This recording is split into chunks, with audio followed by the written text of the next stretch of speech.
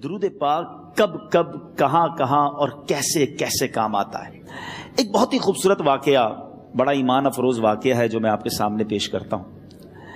ایک دوست نے اپنے ایک دوسرے دوست کو قرض دیا، اور جب اس نے قرض دیا تو وہ قرض ایک بڑی اماؤنٹ تھی، 3000 دینار۔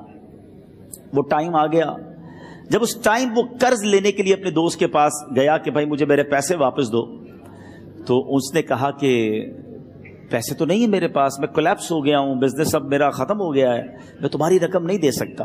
اس نے ایک اور ٹائم دے دیا اسے کہ ٹھیک ہے اب اتنے وقت دنوں کے بعد میں دے دوں گا۔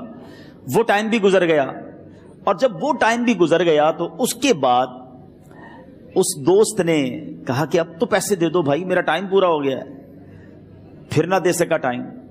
آخر کار معاملہ جو ہے وہ کورٹ میں چلا گیا، قاضی کے پاس چلا گیا۔ اب قاضی نے جس کو پیسے دینے تھے اس کو بلایا اور کہا کہ بھائی آپ کو اس کے پیسے دینے ہیں؟ کہتا ہے ہاں پیسے تو دینے ہیں۔ تو کہا پھر دیتے کیوں نہیں ہو؟ کہا پیسے ہیں ہی نہیں، کاروباری ختم ہو گیا ہے، قرضہ تو لیا تھا، اب میرے پاس بچا ہی کچھ نہیں ہے۔ تو کہا اچھا اب یہ بتاؤ کہ کب دو گے، کیسے دو گے؟ اس نے کہا بس میرے پاس پیسے ہی نہیں ہے۔ تو کہا اب تمہارے پاس 30 دن کا ٹائم ہے، 30 ڈیز میں یا تو اس کے پیسے لوٹا دو یا 30 دن کے بعد تمہیں قید کر دیا جائے گا۔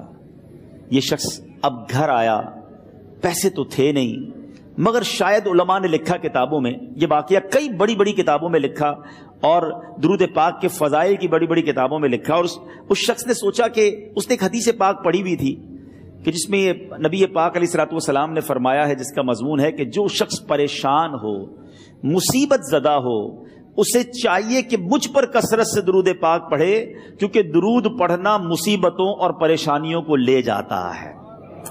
اب اس عاشق رسول نے سوچا اور تو کچھ ہے نہیں، اب میں درود پاک پڑھنا شروع کرتا ہوں۔ صبح سے لے کر شام تک وہ درود پاک پڑھنے لگ گیا۔ 27 دن گزر گئے، only 3 days left، 3 دن باقی تھے قاضی کے پاس جانے میں۔ 27 دن گزر گئے درود پڑھتے پڑھتے۔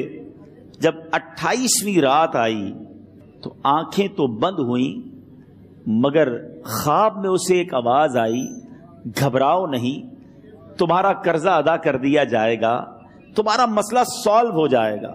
صبح اٹھتا ہے، درود پاک پڑھ رہا ہے، مگر کہتا ہے یہ آواز سے تو مسئلہ حل نہیں ہوگا، پیغام کیا ہے اسے سمجھ نہ آیا۔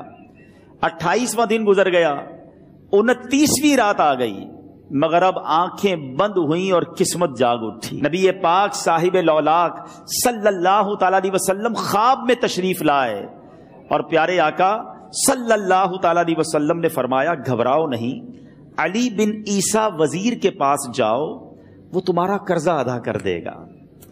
اب یہ عاشق رسول صبح اٹھا تو ویری فریش، حشاش بشاش کہ اب تو کام ہو گیا، نبی پاک نے خواب میں آ کر بشارت دی ہے۔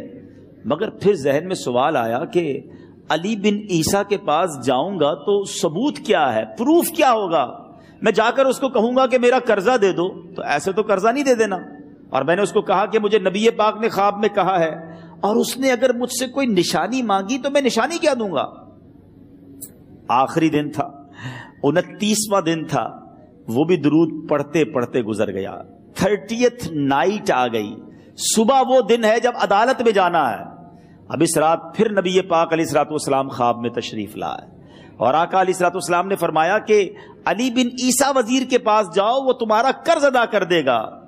کہ حضور چلا تو جاؤں گا، لیکن اگر وزیر نے مجھ سے کوئی نشانی طلب کی تو میں کیا جواب دوں گا؟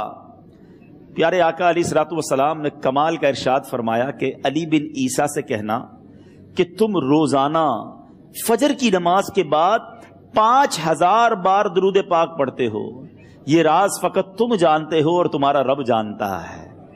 اب یہ جب صبح اٹھا تو ایک نشانی بھی مل چکی تھی۔ عدالت میں جانے سے پہلے وزیر کے دربار میں پہنچ گیا، اسے یہ ڈر تھا کہ آج پیسے نہ لوٹائے تو سزا ہو سکتی ہے۔ جب وزیر کے دربار میں پہنچا تو وزیر اپنے مشیروں کے ساتھ بیٹھا تھا۔ کہا مجھے آپ سے بات کرنی ہے۔ کہا بتاؤ کیا بات کرنی ہے؟ کہا میں ایک پیغام لایا ہوں آپ کے لیے۔ اچھا کس کا پیغام لائے ہو؟ کہا میں نبی پاک جناب محمد مصطفیٰ صلی اللہ تعالی علیہ وسلم کا پیغام لایا ہوں۔ وہ عاشق رسول وزیر تھا، کہتا بتاؤ میرے آقا نے کیا پیغام دیا ہے؟ کہ حضور میں 3000 دینار کا مقروض ہوں، آج آخری دن ہے اور میرے آقا نے مجھے بشارت دی ہے کہ آپ سے کہوں کہ آپ میرا قرض ادا کر دیجئے۔ علی بن عیسیٰ کہتا ہے کوئی ثبوت ہے آپ کے پاس؟ ہے کوئی دلیل بھی ہے آپ کے پاس؟ میں کیسے مان لوں کہ آپ کو نبی پاک علیہ الصلوۃ والسلام نے بھیجا ہے؟ عاشق رسول کہتا ہے خالی ہاتھ نہیں آیا، میرے آقا نے مجھے دلیل بھی عطا فرمائی ہے، مجھے ایک ایویڈنس بھی دیا ہے، اور پروف یہ ہے حضور کہ آپ روزانہ صبح فجر کی نماز کے بعد نبی پاک صلی اللہ تعالی علیہ وسلم کی بارگاہ میں درود و سلام کا نذرانہ پیش کرتے ہیں۔ جب تک 5000 کا عدد پورا نہیں ہوتا آپ اس وقت تک کسی اور سے بات نہیں کرتے، اور اے وزیر صاحب یہ رات صرف آپ کو پتا ہے اور آپ کا رب جانتا ہے۔ اللہ اکبر، وہ وزیر تو جس کو کہے نا جھوم اٹھا، ایسا عاشق رسول وزیر تھا جو روزانہ صبح 5000 درود پڑھتا ہو، اس کی تو عید ہو گئی نا۔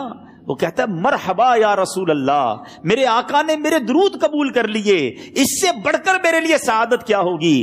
اب یہ وزیر اپنے سیٹ سے اٹھتا ہے، اپنے کمرے میں جاتا ہے، تھوڑی دیر بعد واپس آ کر اس عاشق رسول کے ہاتھ میں 3000 دینار رکھ کر کہتا ہے حضور پہلے 3000 دینار تو نبی پاک کا حکم کی میں ادب سے بجا لاتا ہوں، میرے آقا نے جو حکم فرمایا یہ 3000 دینار آپ کو پیش کرتا ہوں، حضور ایک اور 3000 دینار لیجئے۔ میرے گھر آپ آئے، اتنی اچھی خبر سنائی، آپ نے قدم رنجا فرمایا، یہ 3000 اس کا نذرانہ ہے، اور ایسا کیجئے 3000 اور لیجئے، اس سے اپنے بچوں کے لیے کچھ چھوٹا موٹا کام شروع کیجئے، اور ایک وعدہ کر کے جائیے، آج کے بعد زندگی میں آپ کو جب بھی کوئی کام پڑے میں آپ کا بھائی ہوں، مجھے یہ خدمت کا موقع دیجئے گا۔ اللہ اکبر، وہ مقروض جو ایک رات پہلے 3000 دینار کا مقروض تھا، ہو سکتا ہے اس کے بیک آف مائنڈ یہ بھی چل رہا ہو کہ اب شاید کل میں نے جیل میں جا کر، عدالت میں جا کر گرفتاری دے کر جیل میں جانا ہے، مگر اب 9000 دینار ہاتھ میں ہیں۔ عاشق رسول جھومتا ہوا نبی پاک کی یاد میں گھومتا ہوا اب عدالت میں پہنچا۔ عدالت میں everybody expecting over there کہ آج اس نے آنا ہے اور آ کر کہنا یہی ہے کہ پیسے تو نہیں ہیں، گرفتار کر لو، مگر جا کر اس عاشق رسول نے 3000 دینار جج صاحب کے ہاتھ میں رکھ دیے۔ قاضی کہتا ہے پہلے تو یہ بتاؤ پیسے آئے کدھر سے؟ تم تو کہتے تھے غریب ہوں، تم تو کہتے تھے کاروبار نہیں ہے، ایک مہینے میں اتنی بڑی رقم کا انتظام کیسے ہو گیا؟ سبحان اللہ، اس عاشق رسول نے گویا زبان حال سے یہ کہا ہوگا کہ یہ تو کرم ہے ان کا، ورنہ مجھ میں تو ایسی بات نہیں، اتنا دیا سرکار نے مجھ کو، اتنی میری اوقات نہیں۔ اس نے وہ پورا واقعہ بھری عدالت میں سنا دیا۔ اللہ اکبر، میرے پیارے اسلامی بھائیوں ذرا سوچو پہلے زمانے میں کیسے عاشقان رسول ہوا کرتے تھے، وہ جج، وہ قاضی بھی کیسا سرکار علیہ الصلوۃ والسلام کا عاشق تھا۔ اپنی سیٹ سے اٹھتا ہے، بھرے دربار میں، بھری عدالت میں، وہ اپنے چیمبر میں، اپنے کمرے میں جاتا ہے، اور تھوڑی دیر بعد واپس آ کر اس کے ہاتھ میں بھی 3000 دینار ہیں، اور وہ 3000 دینار جو ہے وہ اس عاشق رسول کے ہاتھ میں رکھتا ہے کہ سارا ثواب علی بن عیسیٰ کیسے لے جائے، میں بھی تو نبی پاک کا غلام ہوں، میں تمہارا قرضہ میں ادا کرتا ہوں۔ اچھا، اب ایک اور عجیب سینیریو یہ بن گیا کہ جس نے کیس کیا تھا، جس نے دعویٰ کیا تھا، وہ بھی یہ سارا منظر دیکھ رہا تھا۔ کہتا ہے جج صاحب ذرا رکیے، میں بھی اپنے آقا کا امتی ہوں، اور ایک کام کیجئے، قلم کاغذ منگوائیے، اس عاشق رسول کا قرضہ ہی میں معاف کر دیتا ہوں۔ اچھا، اب عاشق رسول نے وہ واپس 3000 دینار جو جج صاحب نے دیے تھے وہ واپس جج صاحب کو دیے کہ حضور یہ پیسے آپ ہی رکھ لیں، قرضہ ہی معاف ہو گیا، اب آپ کے پیسے کا میں نے کیا کرنا ہے؟ جج صاحب کہتے ہیں جو پیسے نبی پاک کے نام پر نکالے ہیں اب مجھے واپس نہیں چاہیے، یہ بھی تم اپنے ساتھ لے جاؤ۔ اللہ اکبر، میرے میٹھے اسلامی بھائیوں، وہ عاشق رسول ایک رات پہلے 3000 دینار کا مقروض ہے، اب 12000 دینار لے کر گھر کو واپس جا رہا ہے۔ اس ایک واقعے کے اندر جو ہم سب کے لیے درس ہے، جو ہم سب کے لیے پیغام ہے، شاعر لکھتے ہیں نا، دکھوں نے تم کو جو گھیرا ہو تو درود پڑھو، دکھوں نے تم کو جو گھیرا ہو تو درود پڑھو، جو حاضری کی تمنا ہو تو درود پڑھو۔ خدا کی قسم، درود پاک ایسا وظیفہ ہے، لوگ بہت سارے وظائف پوچھتے رہتے ہیں، سچی بات یہ ہے ہر درد کی دوا ہے، صلی علی محمد، ہر درد کی دوا ہے صلی علی محمد، تعویذ ہر بلا ہے صلی علی محمد. تو خدا را اپنی